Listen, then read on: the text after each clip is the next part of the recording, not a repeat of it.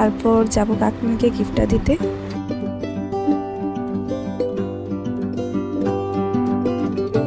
আমি ঘরে খুঁজে এলাম, বোন বলছে যে কাকুরি নাকি ঘরে নেই, তো আমি আবার যাচ্ছি নিচে। আর এই যে আমাদের বার্থডে কাল এখানে একটু রূপচর্চা করতে বসেছে, আর আমি এখানে গিফটটা দিয়ে দিলাম। আর গিফটটা দিয়ে ঘরে এসে আমি একটা ইউটিউবে রেসিপি দেখেছিলাম, ওই রেসিপিটাই আমি ট্রাই করছি।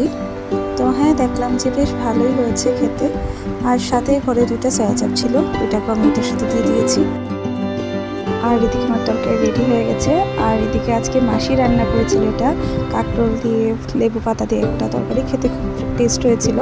এটা ছিল বোধহয় খারকন পাতার শাক, এটা ছিল একটা ভর্তা, ভাজা, ডাল। আর এখন আমি এখানে খেতে বসে গেছি। আমি মাসি মা মিলে খাচ্ছি, বাবা এখনো আসেনি বাজার থেকে, তো আমরা এখানে খেতে বসে গেছি। আর এখানে ভাই এসছে, নতুন ড্রেস পরেছে দেখানোর জন্য। ও অ্যাকচুয়ালি যাচ্ছে মাতার বাড়িতে, তো সবাই যাবে, আমি যাইনি। আমি খেয়ে একটু নিচে রেস্ট করছিলাম, তখন কাকিমণি ফোন করলো, বললো যে উপরে আসতে। উপরে এসে দেখি কাকিমণির বান্ধবীরা কাকিমণির জন্য কেক নিয়ে এসছে, তো সেটা খেয়ে আমি আবার নিচে গেছি। নিচে গিয়ে রেডি হয়ে উপরে আসছি। আর উপরে যাচ্ছি কারণ আমি আর আমার ভাই বোনেরা মিলে কাকিমণি আর ভাইয়ের জন্য একটা সারপ্রাইজ বার্থডে পার্টি প্ল্যান করেছিলাম। আর এখানে আমরা এটার জন্য সাজিয়েছি, আর আমার এই বোন ওয়েট করছে, দরজা খুলবে ওরা আসলে।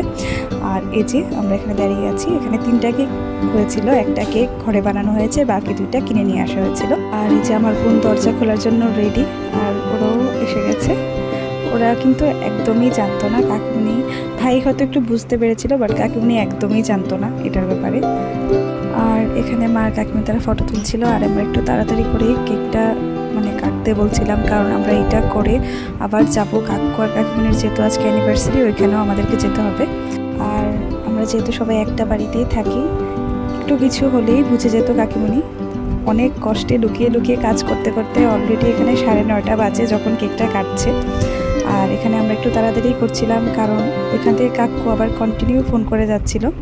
তো এই যে এখানে এখন ওরা গিফটটা খুলছে, আর এই গিফট দুটো দিয়েছে আমাদের পিস্তত বোনেরা।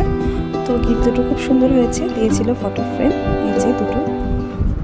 এখান থেকে শেষ করে আমরা গেছিলাম কাকুদের ঘরে, ওরাও ওয়েট করছিল কেক কাটার জন্য, যেহেতু এখানেও শুধু আমাদের ফ্যামিলির লোকরাই থাকবো, তার জন্য ওরাও কেক কাটেনি, ওরাও ওয়েট করছিল অনেকক্ষণ ধরে আমাদের জন্য।